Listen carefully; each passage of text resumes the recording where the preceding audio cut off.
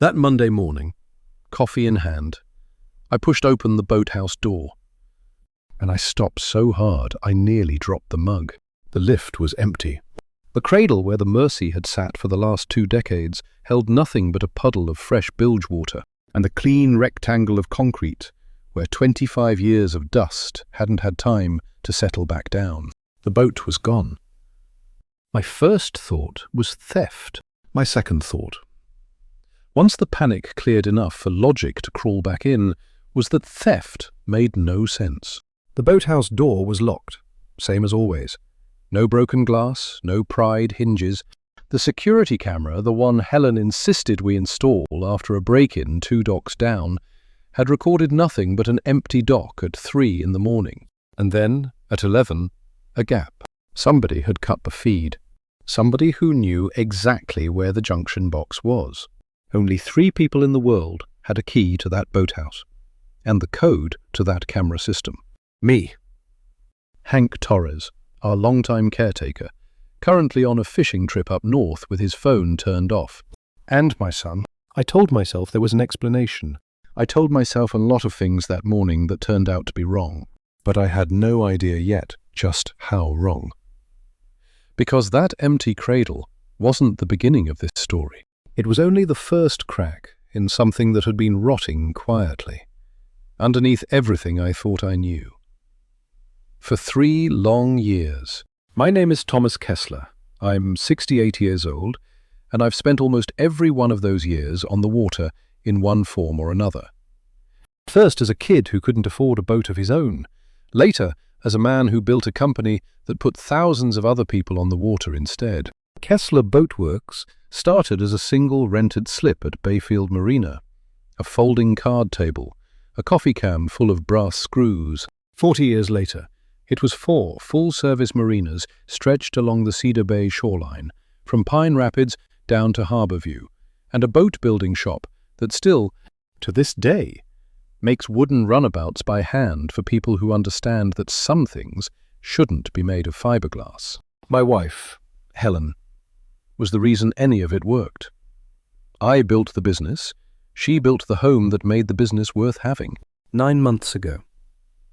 On a Sunday morning that started like every other Sunday morning of my life. I found her on the kitchen floor. The doctors called it a brain aneurysm. No warning, no symptoms, here on a Saturday night. Laughing at something on the television. Gone before Sunday's coffee finished brewing. I didn't know it yet. But that Sunday morning would turn out to be only the first time my whole world got pulled out from under me. It would not be the last. The one thing Helen left behind that I could still reach out and touch was sitting in the boathouse behind our home on Birchwood Peninsula. A 1958 Chris Craft Capri. Mahogany hull, chrome trim, the kind of boat that doesn't get built anymore because nobody has the patience for it. Helen bought the wreck of it at an estate auction 25 years ago for $400, and then she spent every free hour of the next quarter century bringing it back from the dead. She sourced the original hardware from a salvage yard 3 states over. She hand-planed replacement ribs out of white oak she seasoned herself. She stripped 7 layers of bad varnish with nothing but a heat gun, a scraper, and language I never taught her. She called the boat the Mercy. Everybody else on the peninsula just called it Helen's boat, because there was never any question whose it was, since she passed. I'd walk out to that boathouse most mornings before the shop opened. I'd sit in the Mercy with my coffee and just breathe in the smell of varnish and cedar, and something underneath it that I swear was still her. It was the only place in the world where the missing didn't feel quite so sharp. Until that Monday morning, when I opened the door to an empty cradle, and the missing suddenly became something else entirely. Later. Once the shock burned off enough to let me think in straight lines again, the practical side of it wasn't hard to piece together. Ryan owned his own boat trailer, the kind he used every summer for his own runabout, and he knew our private ramp better than anybody outside the family. He didn't need to break a single thing. He let himself in with his own key, backed the trailer down before sunrise, winched the Mercy out of her cradle, and was gone before the birds started up next door. Holloway had mentioned taking delivery the afternoon before, which meant Ryan had loaded a boat towed it the better part of an hour up the peninsula to Harbourview, closed a sail, and made it back in time to pack for a transatlantic flight, all inside one impossibly tight window. A man doesn't move that fast, that cleanly, unless he's done the planning days in advance. My hands were shaking hard enough that it took 2 tries to unlock my phone and call Ryan. He picked up on the 4th ring, and the second I heard the background noise, the flat, echoing announcements, the shuffle of 100 strangers' luggage, I knew he wasn't standing anywhere near home. "Hey, Dad, little busy right now." "Where are you, Ryan?" "Bayfield Regional. We're boarding in 20. "Where is your mother's boat?" There was a pause, not a guilty one, an annoyed one, like I'd interrupted something important to ask about a detail that shouldn't have mattered. "Okay, don't freak out." "Where is it?" "I sold it. Holloway took it off my hands yesterday. Gave me a fair price. Everybody's happy." The words landed like a dockpiling coming down on my chest. I had to put my free hand flat on the workbench just to keep upright. "You sold your mother's boat?" "Dad, Mum's been gone almost a year. That boat was just sitting in a shed, collecting dust and eating up insurance money. It's not doing anybody any good, rotting in a boathouse. That boat was 25 years of her life, Ryan. It wasn't yours to sell. Technically, it's going to be mine eventually anyway. Right? I'm the only kid you've got. I just moved the timeline up a little." A boarding chime rang out behind him, and he raised his voice over it, casual as anything. "Look, Brooke's been in a rough place since the funeral. She needs this trip. First class, the whole thing. I did it for her. You always say family comes first. I'm just doing the same thing you do." I almost laughed. There was nothing funny in it. Brooke hadn't cried once at Helen's funeral. She'd spent the reception complaining that the caterer's chicken was dry. "Get over it. Dad, it's a boat. We'll talk when we land." The line went dead. I stood in that empty boathouse, with the phone still pressed to my ear, listening to nothing. And something cold and very clear settled into my chest, where the panic had been a minute earlier. Because here's the thing about running a company for 40 years. You learn to smell a story that doesn't add up before you can even say why. A first-class trip to Europe for 2 people, even an extravagant one, tops out somewhere around $35, maybe $40,000. If Brooke booked every suite in sight, I knew exactly what the Mercy was worth, because Helen and I had it appraised for the insurance rider 3 years back. A fully restored, numbers-matching 1958 Chris Craft Capri. In that condition, doesn't sell for $40,000. It sells for closer to $300,000. To the right collector, more. Ryan was arrogant. He could be careless with other people's feelings in a way that still surprised me, at 39 years old. But he was not stupid, and he had never in his life left $260,000 sitting on a table. The trip wasn't the reason. The trip was the cover story. And I had no idea yet just how deep the real story went. I was still standing there, working that math, when my phone rang again. Unknown number. Area code out of Harbourview. "Mr. Kessler, Gary Holloway, over at Holloway Classic Boat Brokerage." His voice had an edge to it I didn't like. "I bought a boat off your son yesterday, the Capri. I know he told me." "Sir, you need to come down here today, if you can. There's something your wife left inside the boat, and I think you need to see it before I do anything else with this thing." "How did you get my number, Mr. Holloway? And how does a broker hand over that kind of money without confirming who he's handing it to?" He didn't get all of it, not even close, and he isn't going to. Standard practice on anything over 50,000, where a power of attorney's involved. I write a deposit, hold the rest in escrow, and don't release a dime of the balance until the title clears the state. And I've sat on it for 30 days. The Capri's still registered to you and a Mrs. Helen Kessler, never got retitled to your son.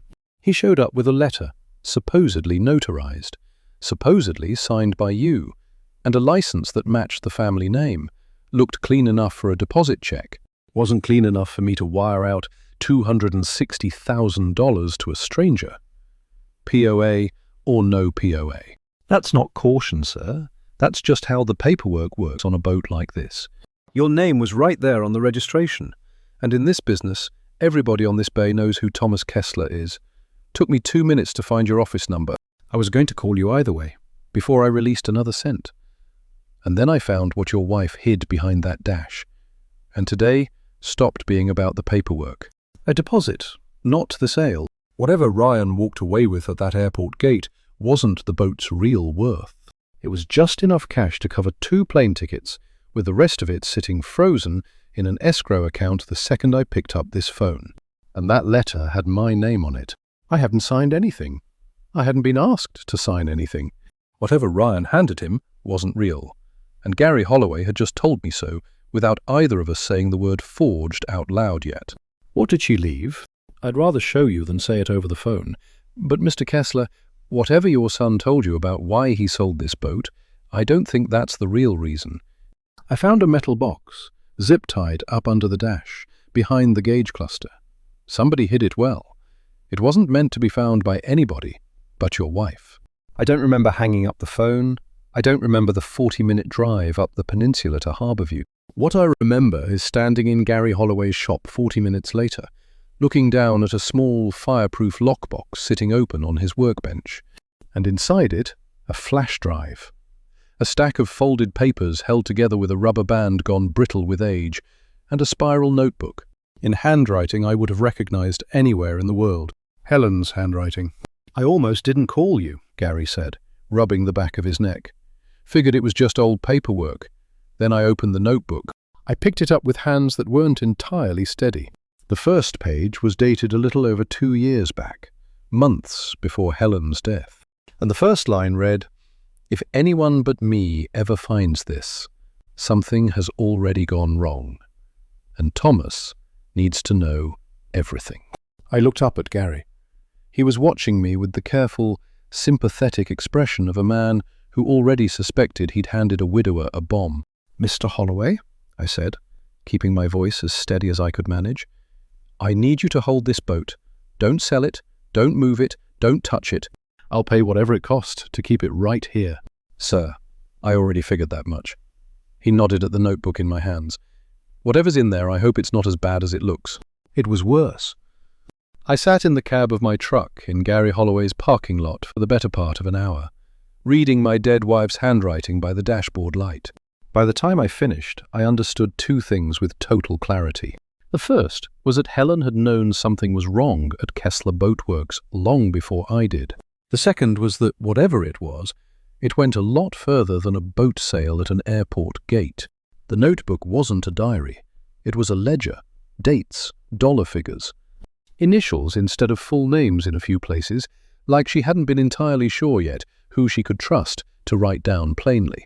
Payments to a vendor account that didn't match up to any actual vendor. A pattern of invoices from our Harbourview and Pine Rapids locations that spiked every quarter, then quietly corrected themselves before the annual audit, and threaded through the numbers in the margins her own observations in blue ink. Doesn't add up. Asked DW about the discrepancy. Got a story about a software glitch. Not buying it. Going to pull the last 3 years of statements myself. DW. My VP of operations for the last 12 years was a man named Dennis Walsh. I'd hired him myself. I'd stood up at his wedding. I trusted him with the keys to 4 marinas and every dollar that moved through them. The last entry in the notebook was dated 11 days before Helen died. Found the wire transfers. Cayman accounts. This isn't Dennis acting alone. There's a second signature on the authorization, and it isn't his. Talk to Thomas Sunday. Everything's on the flash drive. Don't let this die with me. I read that last line 4 times before I could make myself believe it said what it said. She'd found it. She'd found all of it. Days before she died. And she never got the chance to tell me. And whoever the second signature belonged to had just spent 9 months acting like the money, and the silence was theirs to keep. My phone still had 1 bar of battery left when I called Diane Foster, my attorney, and Helen's closest friend outside the family. It was nearly 9 at night. She picked up on the second ring, the way she always did for me, and I told her everything. The empty boathouse, the airport phone call, the lockbox, the notebook, the initials DW. The second signature Helen never got to name. There was a long silence on the other end of the line before Diane spoke again, and her voice had gone flat and careful, in the way it only did when she was genuinely worried. "Thomas, listen to me. Don't call Dennis. Don't call Ryan.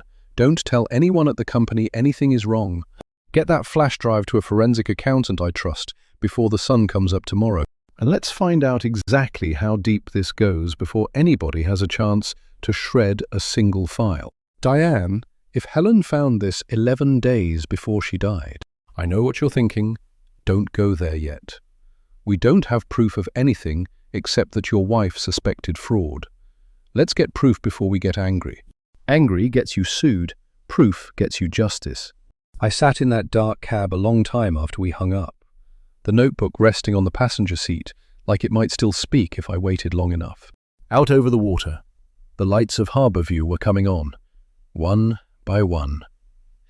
And somewhere over the Atlantic, my son and his wife were 35,000 feet up, drinking champagne on a stolen boat's money, with absolutely no idea that the ground back home had just opened up underneath every single one of us. I still didn't have a name for that second signature, only a gut feeling I didn't want to be right about. And I had no idea yet that when the name finally surfaced, the person who'd actually moved the largest sums of money out of the country wouldn't be the one I feared most. By the second morning, I had a name on a spreadsheet where a signature should have been, and I still couldn't make myself believe it. Diane's forensic accountant, a sharp, no-nonsense woman named Laura Kim, met us at Diane's office at 7 in the morning, with the flash drive already loaded onto a laptop that never left her sight. It took her less than 3 hours to lay out, in cold, undeniable numbers, exactly what my wife had stumbled onto. For a little over 3 years, funds had been quietly siphoned out of the Harbourview and Pine Rapids marina accounts through a shell vendor called Coastal Marine Distributors, a company that, as far as Laura could tell, existed only on paper and a bank account in the Cayman Islands. Dennis Walsh's authorization appeared on nearly every invoice, and on the wire transfer approvals, the ones that required a second executive signature above a certain dollar amount. There it was, plain as day on the screen. Ryan Kessler. Laura watched my face the way people watch a man standing too close to a ledge. Not unkindly. He's had signing authority on the corporate account since he started as regional manager 4 years ago. Mr. Kessler, I want to be clear before you jump anywhere. A signature doesn't automatically mean he knew what he was signing. Some executives sign what's put in front of them without reading every line. My son reads everything. My jaw tightened. He negotiated his own trust fund distribution schedule when he was 26. He does not sign things without reading them. Diane put a hand on my arm. Then let's find out for certain before we say another word to him. If he's involved, we handle it right. If he's not, we protect him. Some small, stubborn part of me was still hoping Laura was wrong. That part of me got smaller every hour. Laura spent the rest of that day and most of the next tracing the money. And the picture that came together was worse than fraud committed out of greed alone. It was fraud committed with patience over years, by somebody who understood exactly how our accounting worked, because I had trained him myself. Small amounts at first, easy to write off as rounding errors and vendor overcharges. Then larger, once nobody came looking. The total, once Laura finished tracing every wire, came to just over $2.1 million over 3 years, funneled through coastal accounts, one under Dennis Walsh's name, and one under a holding company registered to an address 2 states over.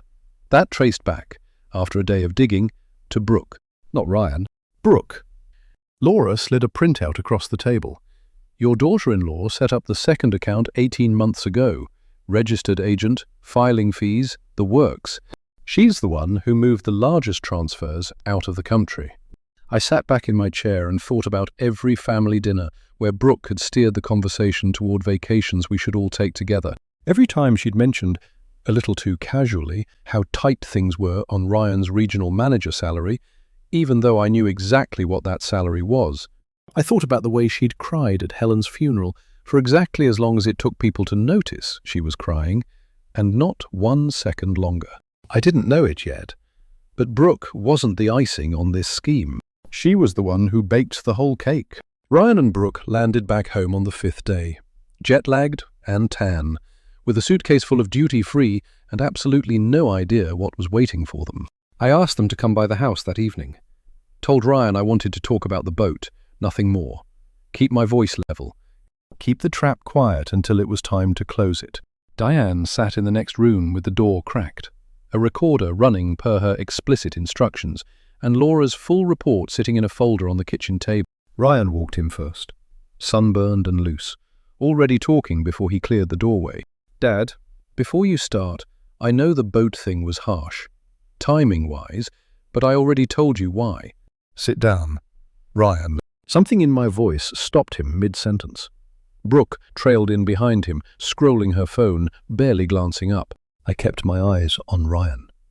I want to talk about coastal marine distributors. The room went very still. Brooke's thumb stopped moving on the screen. Never heard of it, Ryan said, too fast. That's interesting, because your signature is on 11 wire transfer authorizations, sending company money to a coastal marine distributor's account in the Cayman Islands over the last 3 years. $2.1 million, give or take. Dad, I sign 100 things a week. If Dennis put something in front of me. Don't. My voice came out harder than I meant it to.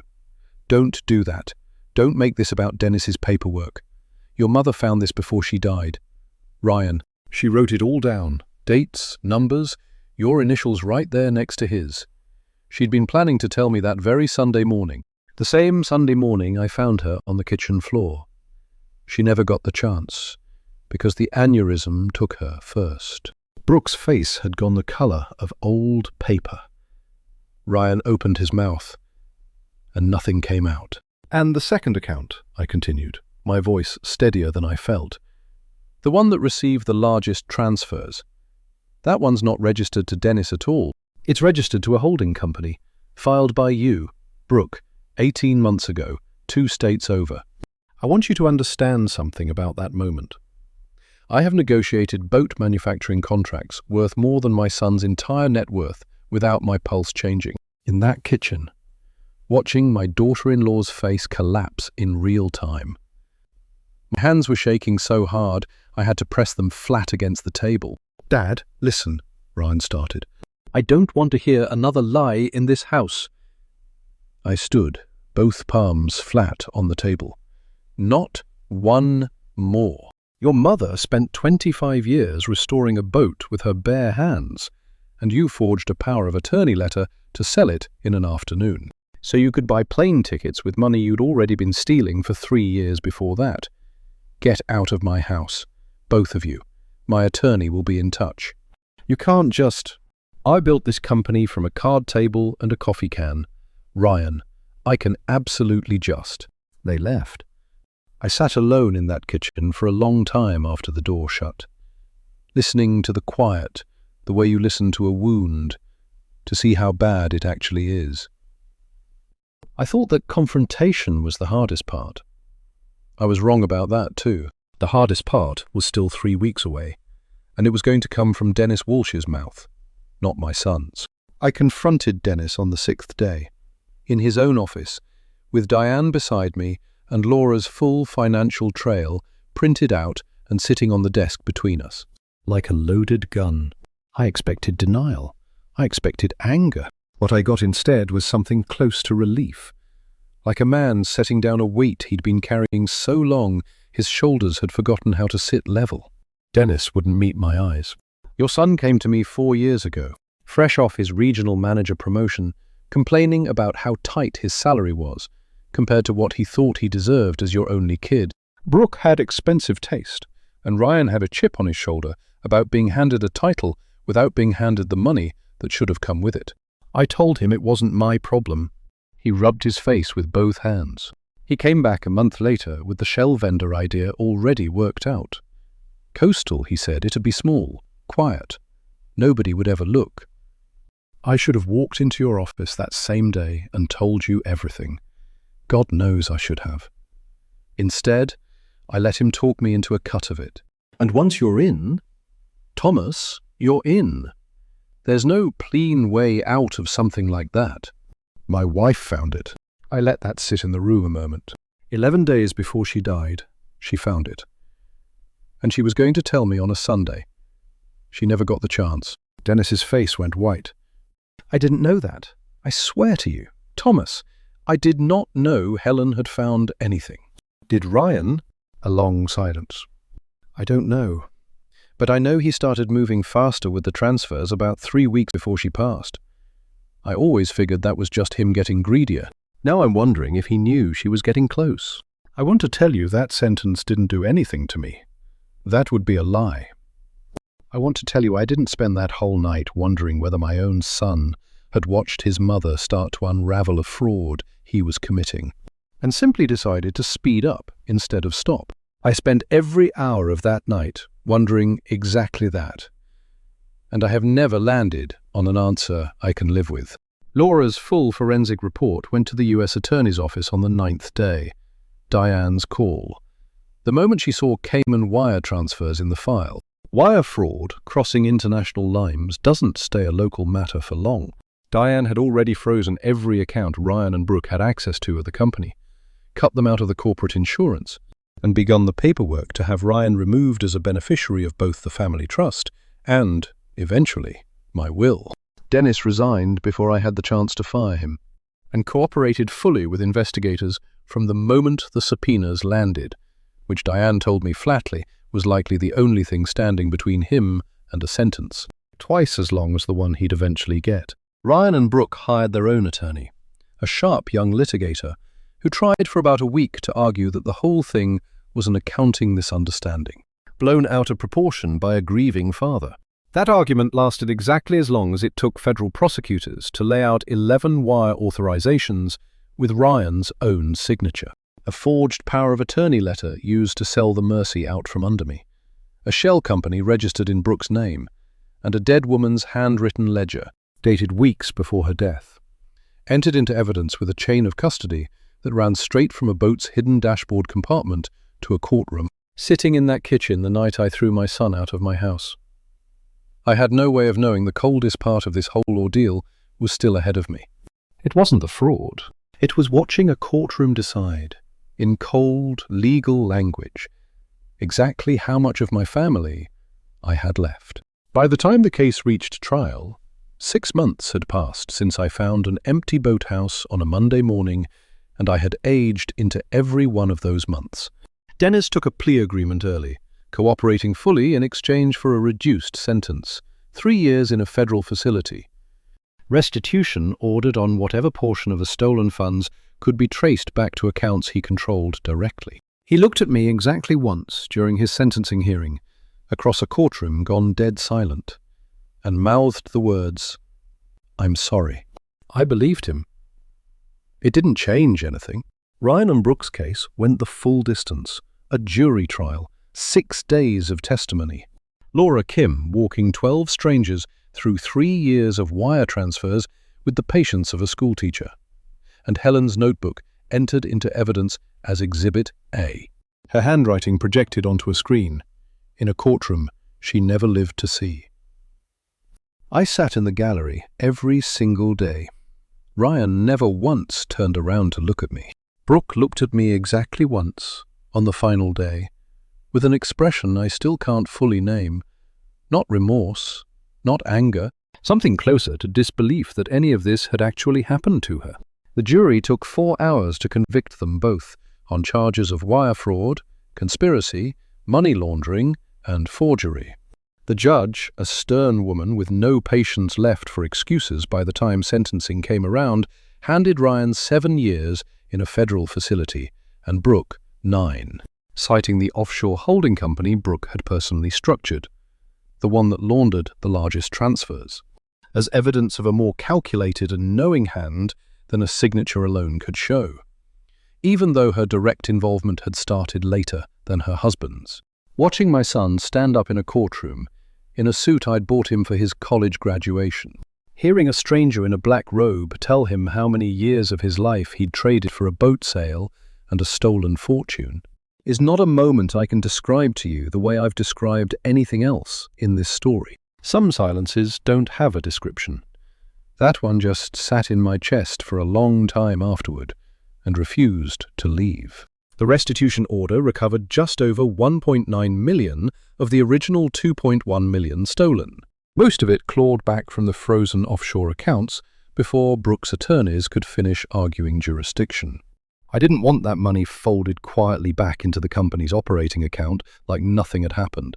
Helen deserved better than that. So, working with Diane and a small board of local doctors, I used the recovered funds to establish the Helen Kessler Foundation for Aneurysm Research and Awareness, based right here in Bayfield, funding early detection screening programs at 3 regional hospitals, and research grants aimed at catching exactly the kind of silent, symptomless warning signs that took her from me on an ordinary Saturday night. Her name is on hospital equipment now, instead of a shell company's paperwork. That felt like the only correct ending for that money. As for Kessler Boatworks, the fraud-exposed rot I hadn't known to look for, I brought in an outside auditing firm to review every account at all 4 marinas, replaced half the senior management team, and this time, I didn't hire from the outside to fill those seats. I promoted from the docks, mechanics, dock hands, the people who'd spent 15 and 20 years actually building and maintaining the boats, instead of managing spreadsheets about them. The business runs leaner now, and honestly, it runs better. Loyalty built on decades of hard work turned out to be worth more than any resume with a fancy letterhead ever was. I want to tell you the story ends there, clean and tidy. It doesn't. Not completely. Some stories don't get a perfectly tied bow, and I've learned that pretending otherwise does nobody any favors. Ryan writes to me sometimes, from the facility. I've read every letter. I haven't answered one yet. I don't know if I ever will. And I'd made a kind of uneasy peace with not knowing. Grief and betrayal don't run on the same schedule, and I'm not going to force either one just to make a tidier ending for anybody, including myself. What I did do, on a clear evening about a month after the trial ended, was drive out to Holloway Classic Boat Brokerage and buy back the Mercy. Gary had kept his word and held on to her the entire time, refusing 3 separate offers from collectors because, in his words, some boats aren't really for sale, no matter what the paperwork says. I paid him fairly for the trouble and towed her home myself, back to the boathouse on Birchwood Peninsula, back into the cradle where she'd sat for 25 years. Before a Monday morning I'll never fully stop thinking about. I go out there most evenings now, same as I used to, before any of this happened. I sit in the Mercy with a cup of coffee, run my hand along the mahogany Helen sanded smooth with her own 2 hands, and I let myself remember her exactly the way she deserves to be remembered. Not as a footnote in a fraud case, but as the woman who spent 25 patient years turning a $400 wreck into something worth protecting with everything I had left. She found the truth before any of the rest of us did. She just never got the chance to say it out loud. I like to think that bringing her boat home and putting her name on a hospital research wing instead of letting it disappear into an offshore account is about as close as I can get to finishing the sentence she never got to say. Betrayal doesn't always come from a stranger, and it doesn't always come loudly. Sometimes it comes quietly, over 3 patient years, from the people who had every reason in the world to protect you instead. And sometimes the person who catches it isn't the one everybody expects. It's the quiet one at the workbench, with a notebook and a pen, who never once stopped paying attention. Never mistake a grieving man's silence for weakness. And never underestimate what a woman who loved her family enough to build something with her own hands will do to protect it, even after she's gone. So here's what I still want to know. Have you ever found out that the people closest to you had been lying to you for years, hiding in plain sight, while you handed them every reason to trust them? How did you find out? And when you finally knew the truth, did you confront it head on, the way I did in that kitchen, or did some part of you want to look away instead? Tell me the truth in the comments. I want to hear it. If this story hit you the way it hit me, to live through it, hit like, hit subscribe, and stick around. Because next week, I'm finally opening one of Ryan's letters on camera. I still don't know what it says, neither will you. Until then.